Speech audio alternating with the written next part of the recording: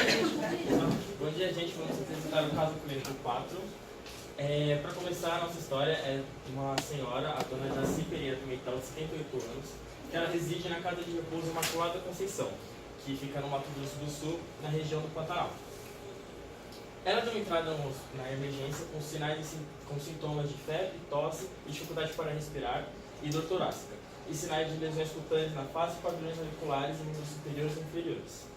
Devido a esses sintomas, levaram a suspeita de pneumonia, que foi confirmado posteriormente por uma autopsia a presença de uma bactéria. E devido a esses sinais, levaram a suspeita de uma sarna humana, que foi confirmado posteriormente devido ao diagnóstico clínico diferencial, onde foi visto a presença de túneis na pele da paciente. Como objetivo do nosso trabalho, temos correlacionar os sinais e sintomas a hipóteses diagnósticas e assim propor uma terapia medicamentosa ou não para o alívio dos sintomas da paciente. E como metodologia, temos uma revisão bibliográfica narrativa com abordagem qualitativa, onde foram utilizadas plataformas de busca como Cielo, PubMed e Google Acadêmico, onde foram feitas buscas em inglês e português, com palavras-chave como sarna humana, síndrome metabólica e diabetes, entre outras. E também foram utilizados livros da biblioteca do Centro Universitário São Camilo. Para contextualizar toda a história, precisamos realizar alguns flashbacks da dona Jaci. Como foi dito, ela reside em uma casa de repouso e esse aqui é o quarto dela. E como vocês podem ver, se der um zoom, na cama dela está infestado de ácaros, de Sarcópides scabiei, que são os agentes causadores da sarna humana. E para isso, devemos entender o ciclo evolutivo dos sarcópodes. Primeiramente, o macho e a fêmea eles se fecundam na pele do indivíduo, e após a fecundação, o macho morre e a fêmea ela penetra na pele formando túneis na pele. Isso dura cerca de 30 dias. Após isso, a fêmea começa a depositar ovos dentro do túnel, cerca de 2 a 3 ovos por dia, e esses ovos, quando eclodem, formam as larvas, que elas darão origem às ninfas. Essas ninfas são capazes de voltar à superfície, onde são capazes de se transformarem em machos ou fêmeas novamente. E as larvas e as ninfas são encontradas dentro da bolsa de muda, que são formadas pelas fêmeas. E é lá onde o macho novamente volta para encontrar a fêmea, onde ocorre o acasalamento, permitindo assim a continuidade do ciclo. Os sinais e sintomas da escabiose ocorrem após uma semana do contágio, que é devido principalmente à movimentação do ácaro na pele. E no caso da nossa paciente, ela apresenta uma sarna crostosa, uma sarna norueguesa, que ocorre principalmente em pacientes imunodeprimidos, que pode apresentar hiperinfecções, que é o caso dela. E tem como característica lesões crostosas disseminadas por toda a região, por grande parte do corpo, como é o caso dela com as lesões na pele. O perfil de resposta TH para os sarcópides, como ele é um patógeno extracelular, ele estimula o recrutamento de células de defesa, como macrófagos, mastócitos e basófilos, que por sua vez liberam IL-4, que participa na diferenciação para formar IL-2, que por sua vez participa também sobre os linfócitos B, produzindo anticorpos.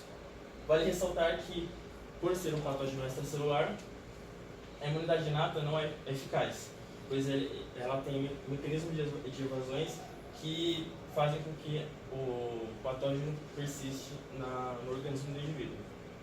E como tratamento para alívio imediato da sarna, nós propomos o banho de permanganato de potássio, pois além de ser um ótimo cicatrizante para as feridas, ele também é um ótimo antisséptico. O nosso segundo flashback vai contar mais ou menos a origem e quais foram os fatores envolvidos para o desenvolvimento da pneumonia bacteriana. Por conta de uma insuficiência renal, a dona Jaci vai com muita frequência no hospital, cerca de 3 vezes por semana, para a realização de uma hemodiálise.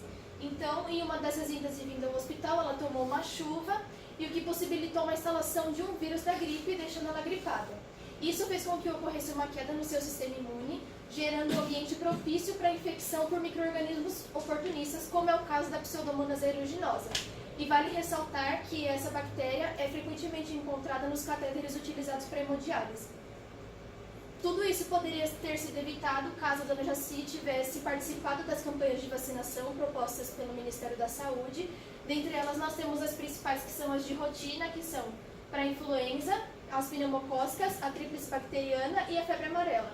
Então, pelo fato dela não ter participado dessas campanhas, fez com que o seu sistema imune ficasse mais suscetível a doenças, então justificando tanto a instalação do vírus, quanto também da possibilidade da pneumonia bacteriana. Aqui a gente tem uma breve epidemiologia da Pseudomonas, então a gente sabe que raramente ela causa infecções em indivíduos saudáveis, causa pneumonias pela utilização de ventilação mecânica, catéteres vasculares, catéteres vesicais e outros. É o principal micro-organismo causador de pneumonia em pacientes hospitalizados na América Latina e é o terceiro patógeno mais comum em infecções da corrente sanguínea. O perfil de resposta TH para a Pseudomonas é bem parecido com o do Sarcópteros, porque ela também é um patógeno extracelular. Então temos o envolvimento do TH2, que vai estimular os linfócitos B para produzirem anticorpos. Aqui, como foi dito, então, lá no início, foi realizado um molde TOF que detectou a Pseudomonas aeruginosa, sendo que o molde TOF foi realizado por uma cultura proveniente de uma amostra de lavado broncoalveolar.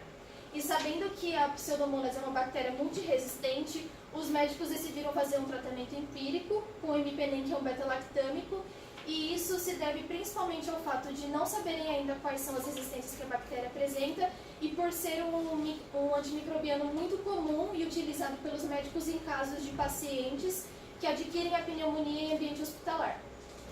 Aproveitando o lavado broncoalveolar, foi realizada uma citologia e aqui a gente pode observar que temos o epitélio do pseudoestratificado colunar ciliado, com a presença de células caliciformes, que são células produtoras de muco, mas a gente observa que aqui tem uma inflamação aguda devido à instalação bacteriana.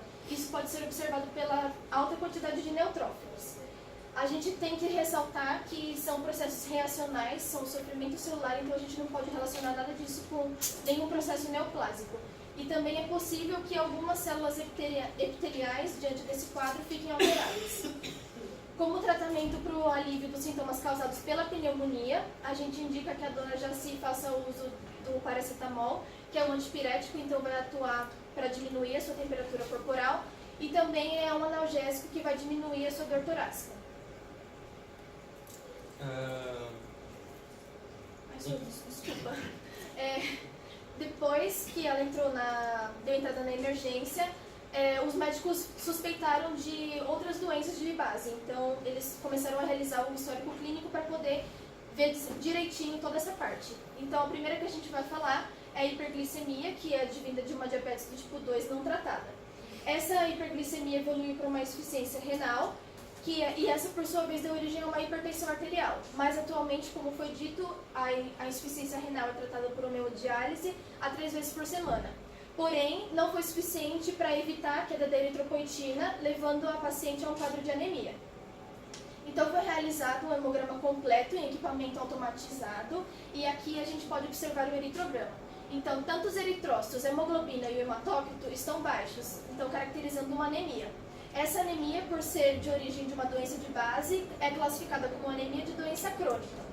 Mas ao observar o VCM e o HCM, eles estão dentro dos valores de referência. Então, essa anemia é normocítica e normocrônica. É importante a gente ressaltar que, como foi feito em equipamento automatizado, quando ocorrem essas discrepâncias, o equipamento emite os flags. Então, existe a necessidade de fazer a análise de extensão do sangue no microscópio. E após a análise, então, houve a presença de hemácias policromáticas e poiquilostose com a presença de esquizócitos. No leucograma, principalmente os bastonetes aumentados inferem um desvio à esquerda, e os leucócitos totais em um processo infeccioso, que estão aumentados também. E ela também apresenta uma monocitose. Em relação às plaquetas, que estão 130 mil por milímetro cúbico, é um pouquinho abaixo do valor de referência, então por isso é uma plaquetopenia discreta. Para a solicitação dos exames bioquímicos, os médicos viram que no perfil glicêmico dela, ela apresenta uma glicemia e uma hemoglobina glicada alta, confirmando então a sua hiperglicemia. E na gasometria, viram que o pH e o carbonato dela estavam abaixo, caracterizando uma acidose metabólica. Porém, devido à pneumonia dela, ela não estava conseguindo ser compensada. Para o perfil renal, viram que a taxa de filtração glomerular dela estava baixa e a albumina na urina estava alta. E foram observadas também no exame de urina tipo 1, glicose e proteínas, caracterizando mais uma vez a lesão renal. O perfil lipídico, com colesterol, LDL, triglicérides, colesterol não HDL, estavam muito elevados. E o HDL estava muito reduzido, caracterizando uma dislipidemia. Com HDL baixo e os triglicéridos elevados, são conjuntos de fatores que caracterizam uma síndrome metabólica.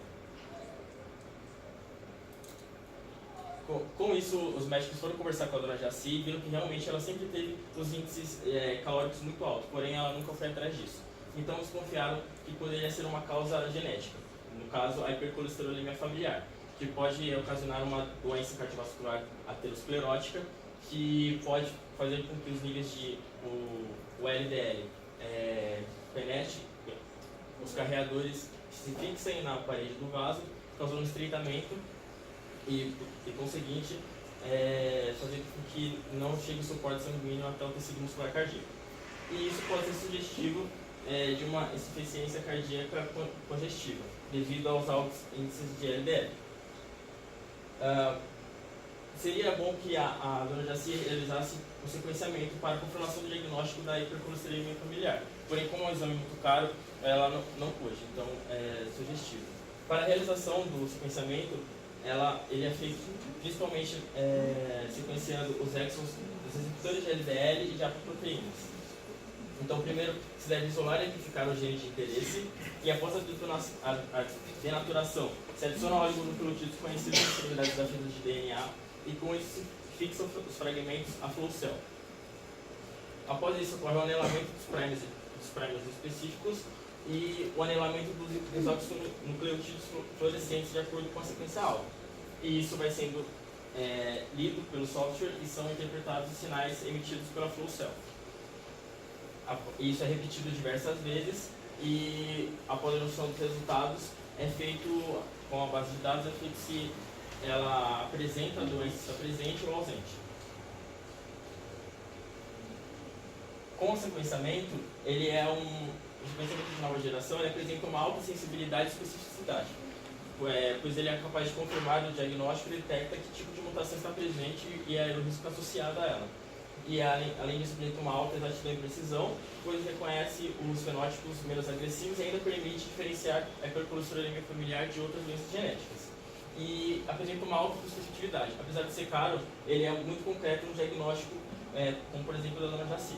Porém, são encontrados outros métodos, como o método de cascata. Porém, não seria possível fazer porque ele precisa de membros da família da dona Jaci e ela não apresenta parentes próximos. Em relação à farmacoterapia, a gente preconizou tanto os fármacos para as doenças de base que ela já apresentava, quanto para as doenças que ela apresentou na entrada da emergência. Então, tanto a ivermectina como a permetrina são para escabiose, o imipenem para pneumonia, o captopril e a furosemida vão atuar tanto na hipertensão quanto na suspeita de ICC que ela tem, a simvastatina para hipercolesterolemia familiar e dislipidemia, a repaglinida para o diabetes tipo 2, a eritina é para anemia com pacientes que possuem insuficiência renal e que realizam diálise, e o paracetamol para dor torácica e febre. Dentre os mecanismos de ação, a gente tem a ivermectina e a permetrina vão causar paralisia do parasita, mas a diferença é que a ivermectina vai fazer por hiperpolarização, enquanto a permetrina vai fazer por retardo da despolarização. O imipenem é um beta-lactâmico, o captopril é o inibidor da ECA, a furosemida é um diurético que vai inibir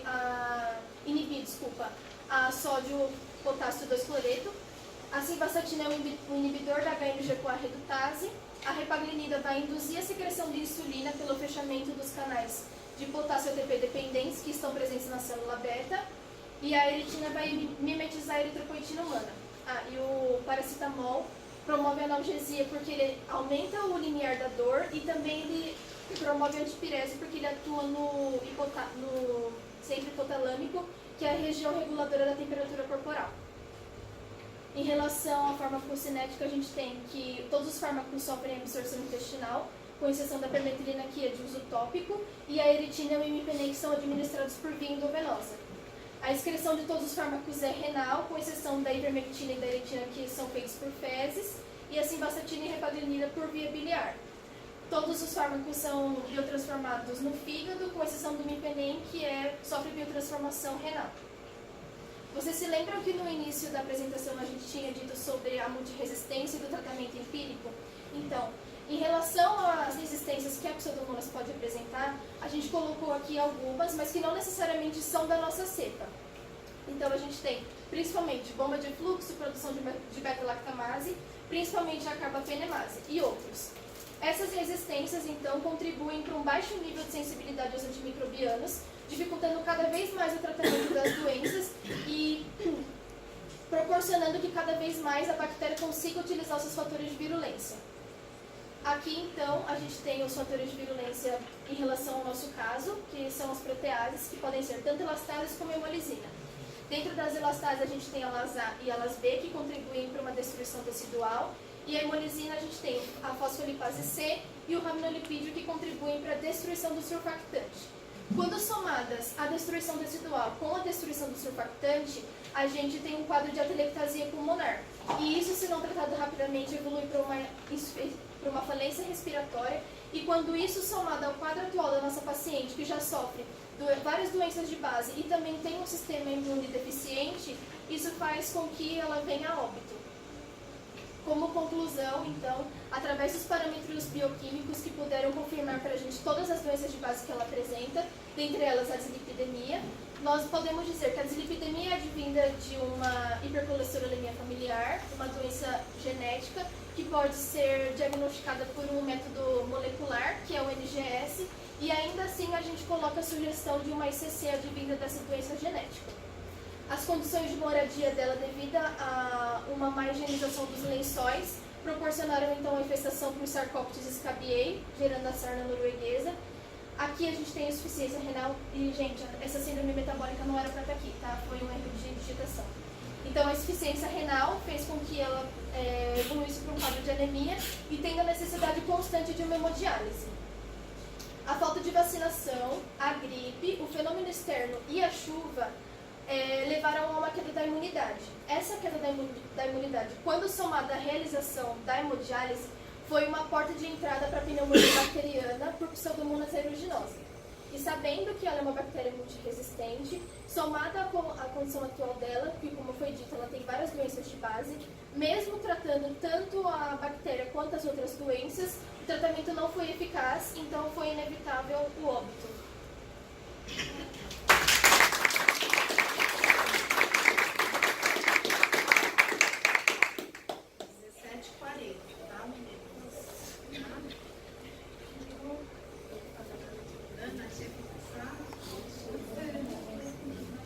Vamos lá, gente. Eu adorei a apresentação de vocês. Giovanni, como você estava desenvolto?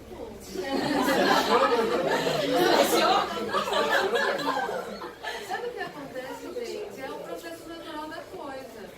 O aluno que chega no sexto semestre não é um aluno que começou a apresentar no terceiro semestre. E olha, eu tenho certeza que o empenho na preparação das atividades foi muito maior. Porque quando a gente lê e fala, nossa, não vou conseguir. Mas quando a gente é exposto a uma situação de estresse, se você não tiver aquilo bem sedimentado, não vai. Então, em um primeiro momento, parabéns pela apresentação. Achei que foi dinâmica, fluida, interessante, não foi monotônica. E eu achei muito interessante esses flashes, sabe, para contextualizar. Então a gente sente que a historinha estava contada dentro de certa fluidez. Fico com pena, dona Jacina, ninguém cuida dela. E quem fez essas animações com a dona Jacina? Dona Jacina, Foi o Giovanni que encontrou a dona Jaci de várias formas. Aí Nossa, foi colocando ela nesse trabalho. achei muito interessante. Achei legal a introdução, não é? Pensei em mim, velho. Vai demorar muito pra Eu você mesmo sou da gata. Porque procurou o objetivo, ficou super bem contextualizado. A metodologia, você introduziu a metodologia de uma maneira muito elegante. estava uma gracinha, realmente, fazendo apresentação. Você também, mas eu senti que ele evoluiu muito ao longo do processo. Me apaixono por todos vocês. Então, olha só, achei bonitinho porque às vezes no fim do semestre a gente vê lá eritrose, hemoglobina, hematócrito, tudo em dosagens bioquímicas. Aí aqui você tem o eritrograma, tem o leucograma, tem as dosagens bioquímicas lá. Cada coisa dentro do que corresponde, não é verdade? E vamos lá, gente. Vocês falaram uma coisa interessante, que ela estava com acidose metabólica e ela tinha um problema respiratório. Se houvesse compensação renal, o que vocês esperariam com relação a PCO2? Porque a PCO2 está normal, mas se houvesse uma compensação respiratória para essa acidose metabólica, como estaria a PCO2? Não,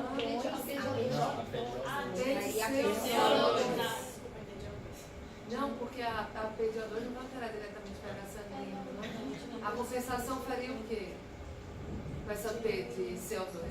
Se tivesse havido compensação? Diminuída. Certo? Quando vocês falarem da hipercolesterolemia familiar, eu acho que é interessante definir qual é o grau de comprometimento. Porque a forma grave, geralmente o indivíduo não expressa nada de receptor de LDL, receptor para B6, e era relativamente comum nos antigamente, a dona Brasil tem 68 anos, né? 78, não, senhora, 38. Ela teria morrido de ataque cardíaco no final da adolescência, por volta de 18, 20 anos. Porque nessa época não existia ainda o tratamento com as estatinas. Então eu acho interessante, falar de hipercolesterolemia familiar só não. Outra coisa, em linhas gerais, gente, como é que ocorre essa obstrução parcial do vaso por causa de uma dislipidemia? Vocês falaram em placa de ateroma e foi dito, ocorre acúmulo de gordura no vaso. Em linhas gerais. Tá, não precisa nem mostrar nada, faz bem tranquilo, objetivo. Porque vocês sabem que esse negócio de acumula gordura na parede do vaso me deixa com arritmia, né? Não, menos. Menos que isso dá sim. Como tem níveis muito elevados de LDL e colesterol, esse transportador de colesterol vai se oxidar, vai sofrer uma oxidação e vai... Aonde? Quando ele entra onde? Da camada subendoterial. Isso. Olha, tem que ter alguma coisa relacionada com inflamação. Porque se você fala gordura da parede no vaso, parece que você passa uma faquinha lá, raspou, está novo, está limpo. E não é isso que acontece, não é? Eu acho que vocês poderiam ter ganho muito mais se vocês correlacionassem ICC com a hipertensão. Porque o ICC normalmente está relacionado com excesso de trabalho imposto ao coração, por um longo período de tempo. Não sei se especificamente só a redução da oxigenação faria uma hipertrofia. Só uma sugestão. E agora, só uma perguntazinha farmacológica, né? Que a professora Jeane olhou para mim 3 vezes.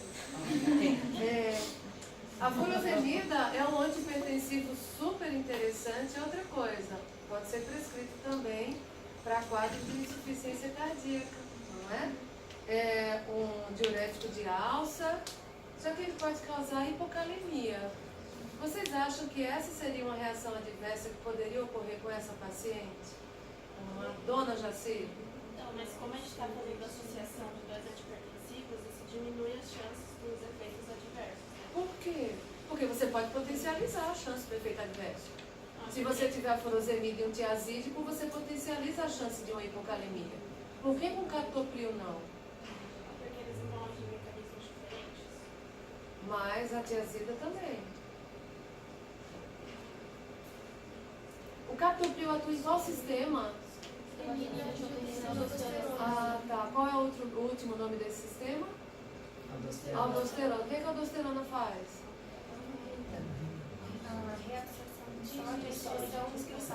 De potássio. Se você inibe esse sistema, você vai reduzir a liberação da aldosterona. Logo, isso. Tá? Tanto é que a gente tem associação fixa no país que tem esses dois aí. Tá ótimo, gente. Muito obrigada. Você agora não tem mais direito. Mas os elogios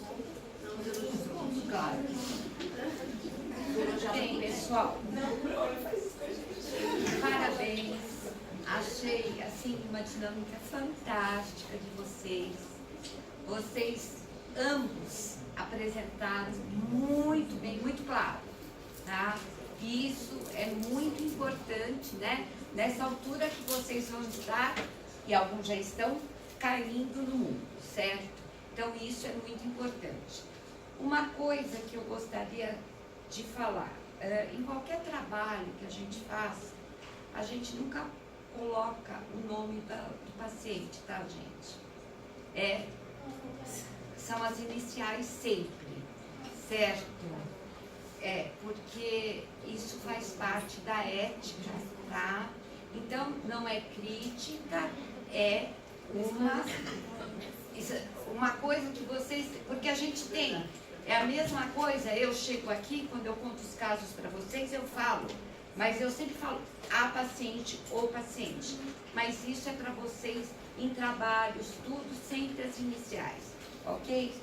Em relação ao desenvolvimento, a apresentação, fantástica.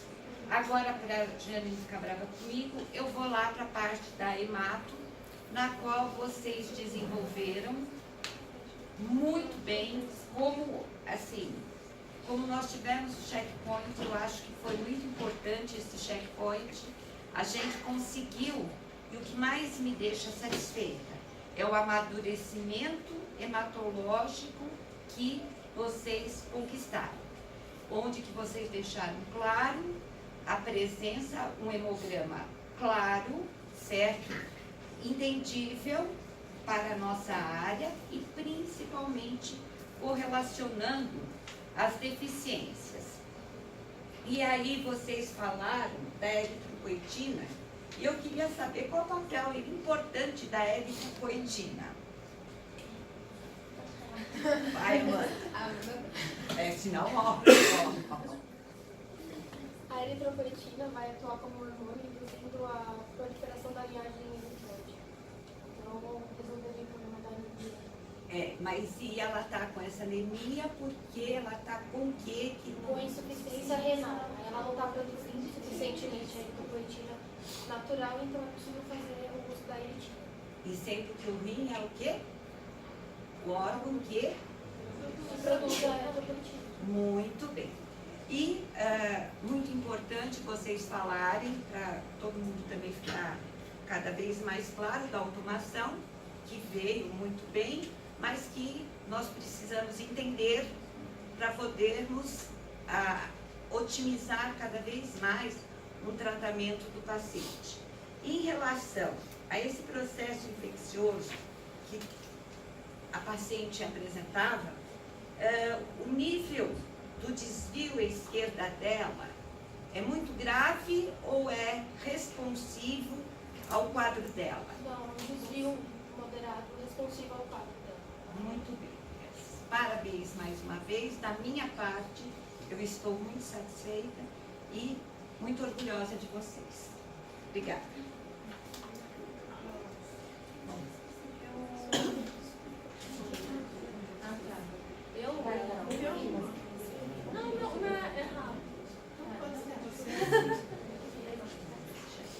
Eu faço minhas as palavras das meninas, achei utilizado, achei fofo. Achei fofo, a palavra da escolha é fofo. E eu queria só saber uma coisa, achei que está bem apresentada a história da inflamação. Daria para saber distinguir uma inflamação aguda de uma crônica? Como que faz isso? Só olhando assim.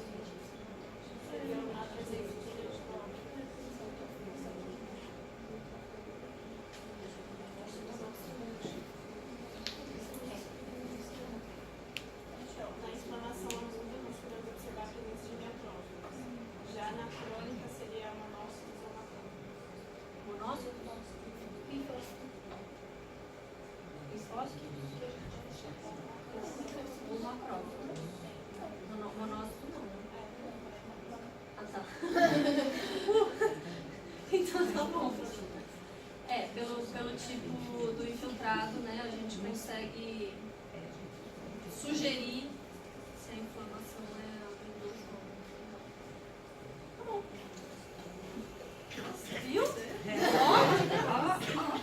arrasou. Carol. Bom, então eu queria parabenizar o grupo também. Eu gostei bastante da apresentação, porque ela tem uma sequência lógica, vocês retornam. Então, assim, o trabalho ficou super bem explicadinho. Deu dó, né, da dona Jaci, né, que veio a óbito depois disso tudo. Mas, assim, da minha parte, vocês falaram da escabiose. Achei interessante, mas isso aí nós discutimos também no checkpoint, que eu acho que ajudou bastante para o desenvolvimento do trabalho. Acho que é o primeiro semestre que vocês têm no checkpoint como no processo de desenvolvimento do trabalho. E com relação à escabiose, eu achei bacana que vocês já começaram colocando o modo de transmissão. E vocês deixaram claro que, pelo fato dela ser uma pessoa idosa, ela desenvolveu essa sarna norueguesa, que é a forma mais grave da doença. Mas assim, como que vocês poderiam justificar os sintomas, principalmente o prurido? É por causa da movimentação do parasita nos túbulos. Aí causa irritação e a coceira. E a inflamação também é no carro. Tá, e a coceira também, a resposta imune deles, que vocês falaram aqui. E a única coisa que vocês não falaram, ela conseguiu curar completamente a sarna? Eu tenho. Ela fez o banho, ela usou a pomada, mas aí... Ela morreu ainda com a escabiose. Tratamento. Que aí vocês explicaram direitinho, vocês falaram da permetrina, da ivermectina, mas eu queria saber qual foi o desfecho com relação à escabiose. Então ela foi a óbito ainda com as lesões. O ciclo evolutivo ficou bem direitinho, achei interessante o modo como vocês colocaram, né? Numa sequência linear e não como ciclo mesmo, achei interessante. Só a única coisa que o Giovanni ficou chamando o Charcoptes de ácaro, ácaro. Então só uma cuidado com isso, tá? E quando você foi falar também da resposta imune, você iniciou a resposta, em vez de você falar que houve diferenciação a partir da produção de L4 para TH2, você falou para IL2. Tá? Só essa observação. Então, parabéns, acho que o trabalho ficou muito bom, ele tem uma sequência, eu gostei bastante. Parabéns. Isso aí, professora Carolina. Tem 40 segundos de crédito. É que você vai usar.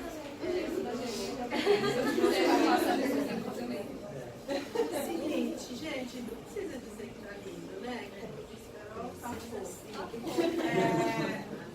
Eu gostei bastante de vocês falarem de uma forma fluida dos fatores de virulência e que esses fatores de virulência são tão importantes para o quadro pulmonar dessa paciente, né?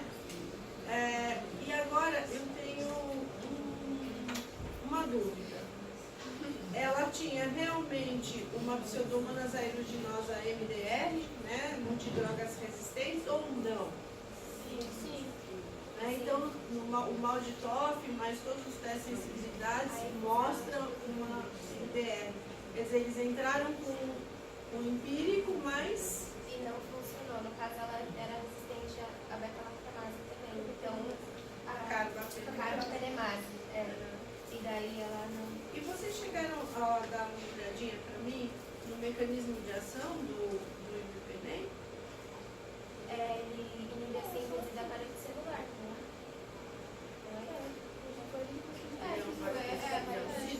Inibe a síntese da parede celular. Gente, só isso. Eu nem usei, porque realmente o trabalho está... Nossa, ficar reclamando de mim, ó. Porque elas falaram tudo. O checkpoint, ele fechou o que a gente precisava. Ele tem multiresistência? Ele não tem, né? A gente fala que essa paciente, ela teve melhora do quadro, aonde entra, né? As meninas tinham muita dúvida. Deixa eu falar então, eu estou com um minuto. Onde entra essa infecção bem ali. Gente, parabéns para vocês, tá bom, meninas? Obrigada.